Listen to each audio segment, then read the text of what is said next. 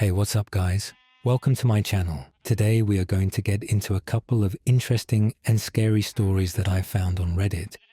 Some of these are honestly really chilling and I think you would all enjoy them. So sit back, relax, maybe grab a drink or a snack and yeah, get ready to listen to some scary stories. Also, please make sure to like the video and subscribe. It helps more than you know. Other than that, let's get into the first story. When I was in high school, I had a really good friend who lived next door to a house that was always up for sale. People would move out in the middle of the night without a word, and it hadn't had the same owner for more than 6 months straight for a couple of years.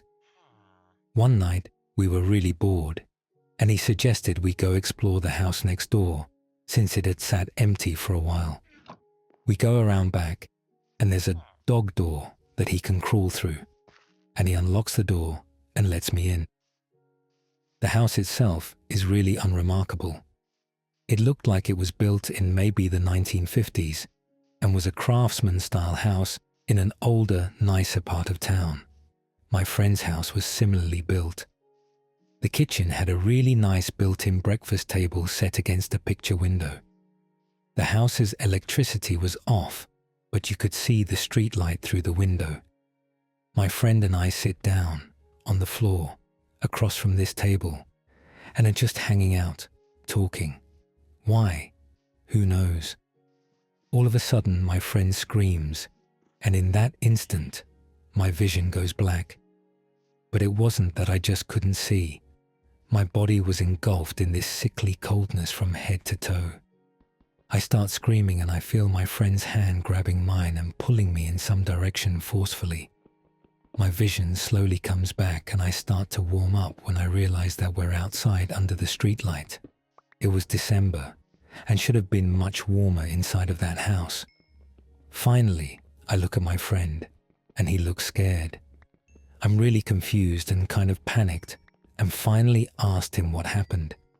He says that as I was talking, a black thing, this figure that was all black and only had the vague shape of a girl, crawled out from under the table and sat on top of me. Apparently, I started groping around with my eyes wide open, like I couldn't see, and he was so freaked out he pulled me out of the house. We're still friends, and we bring it up every now and then, but the story itself never changes, and it still sends chills down my spine. To this day, I've never felt such blackness or coldness in my life. It was palpable, almost sticky. For a couple of days afterward, I couldn't shake this unsettling feeling, and I could never walk past that house again. I'm scared to get out of bed now. I would have been terrified if I was your friend. I mean, seeing your friend passing out and start acting like that in the middle of this random house, I can't imagine what that must have felt like for OP. Waking up in the middle of the street not knowing what happened. This was just a terrible experience for both of you, and I hope everything is all well now. Alright, so this next story is about a horrible experience on a road trip. If any of you have any similar stories, feel free to send them over to my email or just comment them down below, and I would be happy to read them in the next one. Okay, so this is how the next one goes.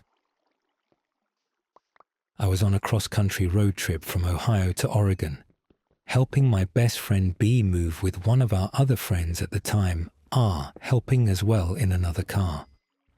We didn't reserve lodging in advance because we thought we would just drive as much as we felt we could handle and pick a place to stay.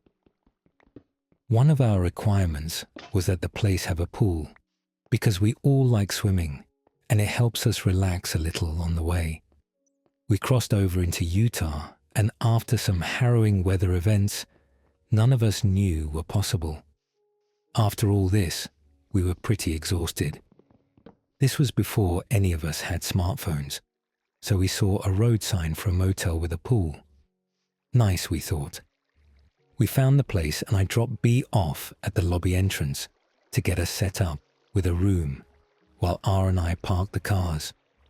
The first thing I noticed was that there were people poking their heads out of their doors and standing in front of the rooms as though they actually lived at this motel and we were new neighbors moving in.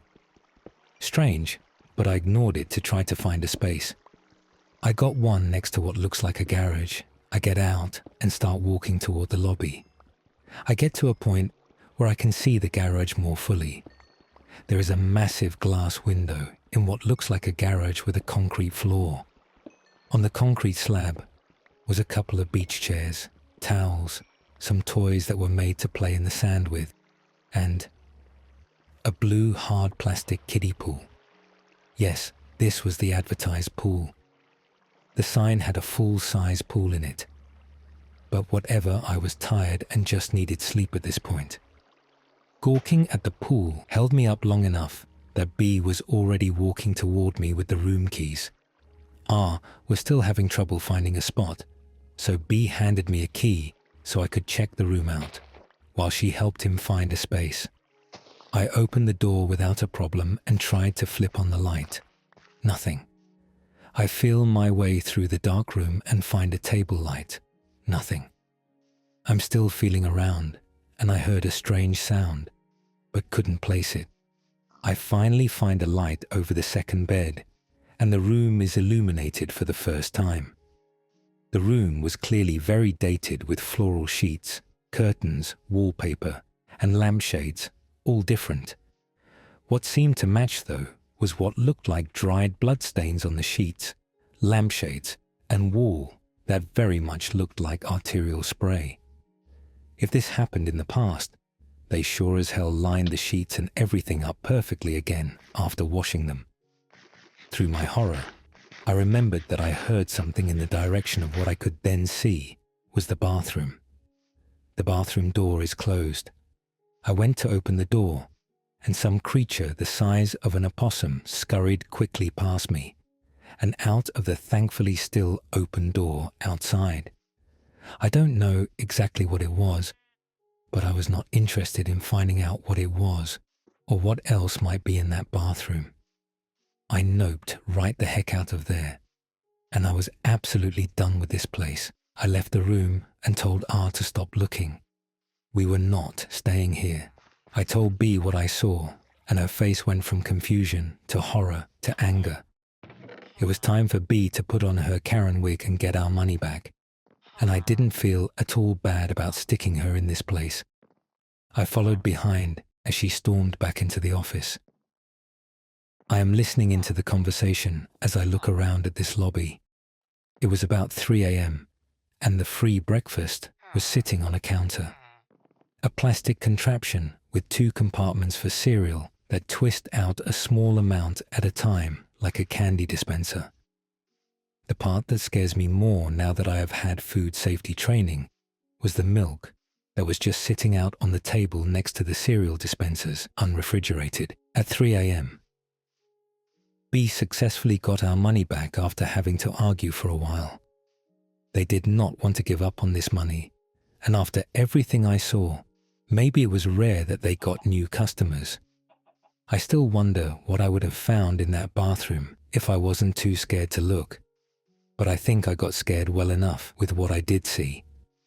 I was so scared, my adrenaline gave me the push to drive completely through Utah until we got to the next state.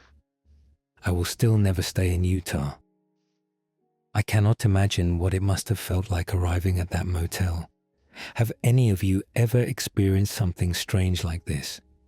If you have, please let me know your stories, and I would be happy to read them in the next video, but I'm glad they did not stay the night there, because who knows what could have gone down had they fallen asleep there. Now this next story is a bit long, but it honestly is a really good one. It was around 1998.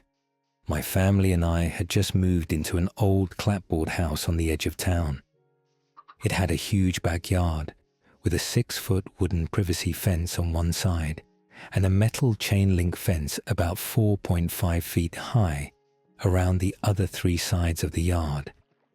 Neighbors on one side, the privacy fence side, a small grass alley that ran behind the back with a street light, and then another yard, etc. Our bedroom was an old converted sunroom on the back of the house that faces the backyard. It had floor-to-ceiling windows all along the back wall, looking into the backyard. We didn't have many options as to where to place our beds, so my headboard was against the windows, and my brother's bed was about 8 feet away, with his headboard against the opposite wall, with the foot of the bed facing the windows. One night, we were up pretty late. I was in my bed, and he was just talking about random things when suddenly he got quiet. I figured he fell asleep, but then I heard him whispering in a shaky breath. So I'm like, "What?" And I hear him whisper again. So again, I'm like, "Speak up, I can't hear you." And he goes, "Don't move and be quiet," in a forced whisper. But I, thinking he's messing with me, and like, "Why?" And I'm looking at him. And mind you, my head is to the windows and he's pointing into the backyard behind my bed. So quickly sit up and turn around and see this huge dog head staring almost nose to glass through the window right behind my bed. I'm almost nose to nose with this thing. Just a single pane of glass and about 10 inches of empty air separate me from this thing.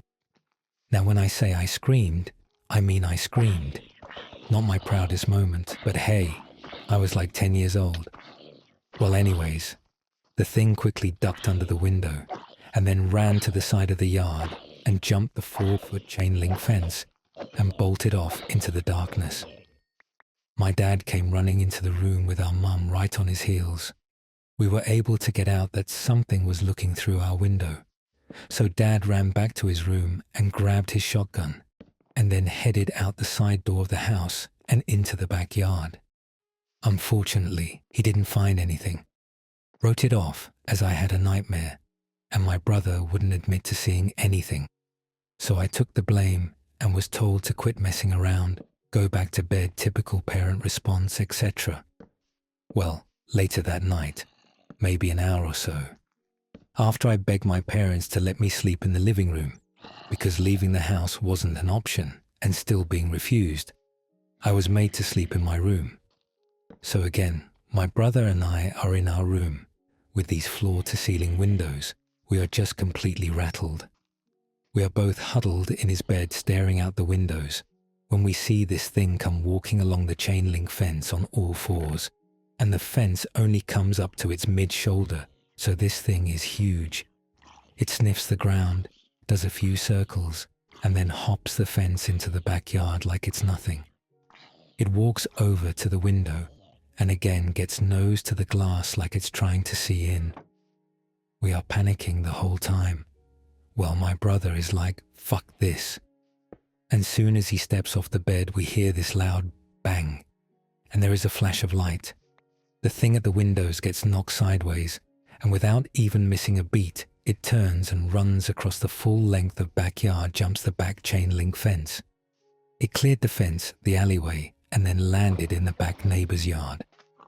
This is easily a 15 to 20 foot jump minimum, clearing their fence like it was nothing, and was gone at a dead run, up beside that house, and off into the darkness on the other side.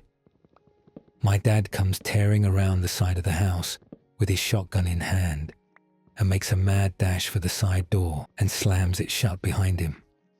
He's screaming and hollering, "We gotta go." We pack up and head to a hotel that night. My mum absolutely refused to believe we saw what we said we saw, and we only lived there for about 6 months. It rattled my dad so much he didn't even want to come back. He told my mum that we were just going to move that next day, but she wouldn't allow it. After about 6 months, she conceded, and we moved. Mind you, this is in the coastal plains region of Texas.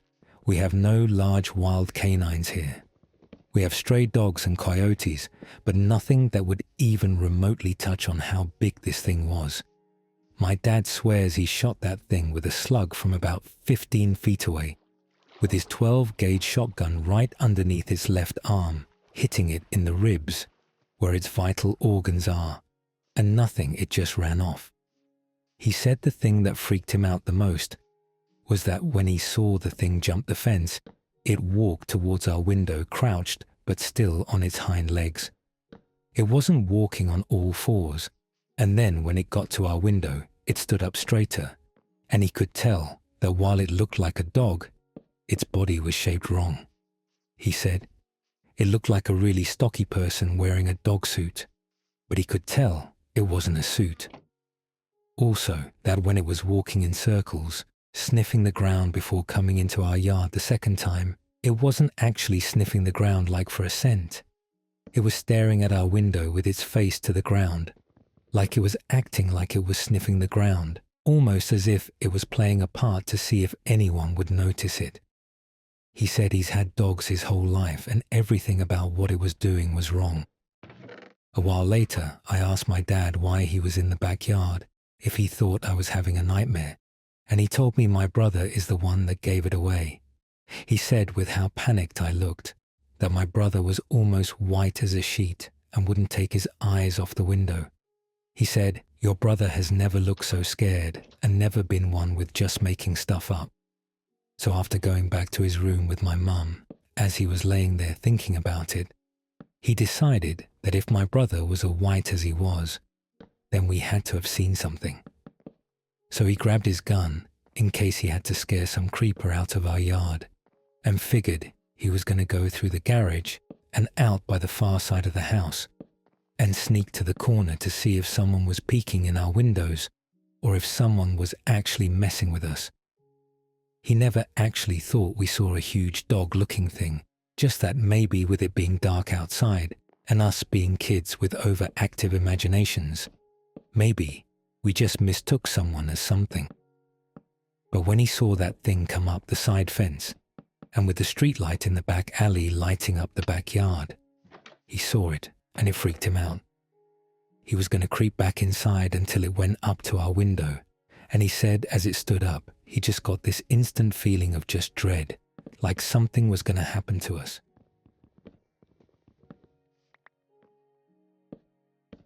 I'm not typically one to believe in the supernatural, but something happened to me a few years ago that I still can't explain. Even thinking about it now gives me chills, and I've often wondered if someone out there might have experienced something similar. Here's my story. I was on a road trip with a couple of friends, headed to a small town known for its scenic mountains and forests. We were planning to camp out in a clearing not far off the main trail to watch the stars and just get away from city life for a few days. Everything was going well. We reached the clearing just before dusk, set up our tents, and got a fire going. The atmosphere was just perfect, and we felt completely isolated from the rest of the world, which was exactly what we wanted. Around midnight, the conversation started winding down, and the forest was completely quiet except for the occasional crackle of our fire. We were starting to get sleepy when I suddenly heard what sounded like faint, distant music. I thought maybe I was imagining it, but I noticed my friend looking around too. I asked him, "Do you hear that?" He nodded, looking just as confused as I felt.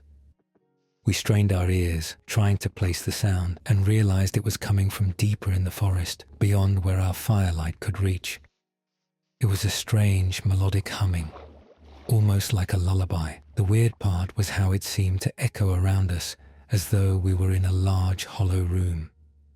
We thought maybe some other campers had brought a radio or something, but the music didn't sound modern or even like any genre I'd ever heard. It was haunting and beautiful, yet it had this deeply unsettling quality.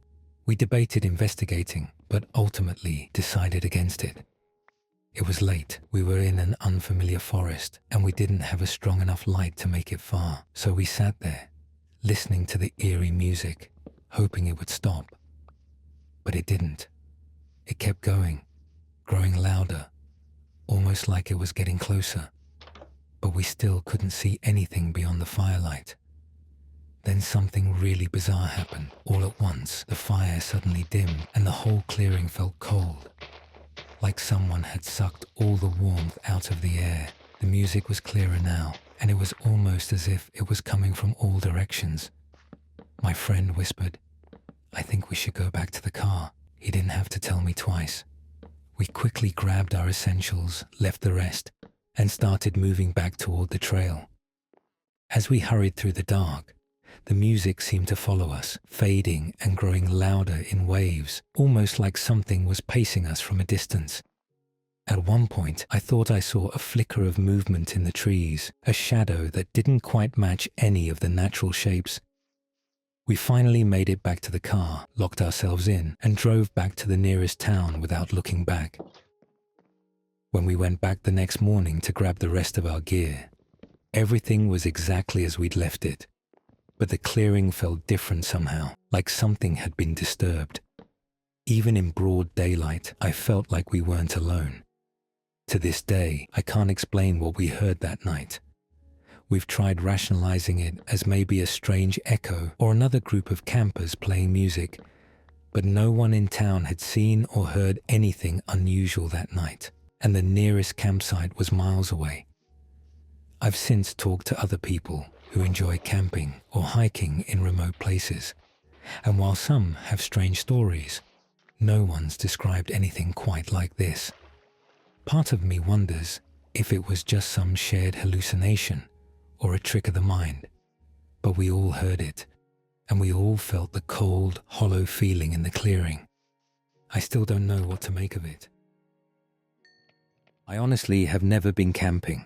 I mean, I'd want to.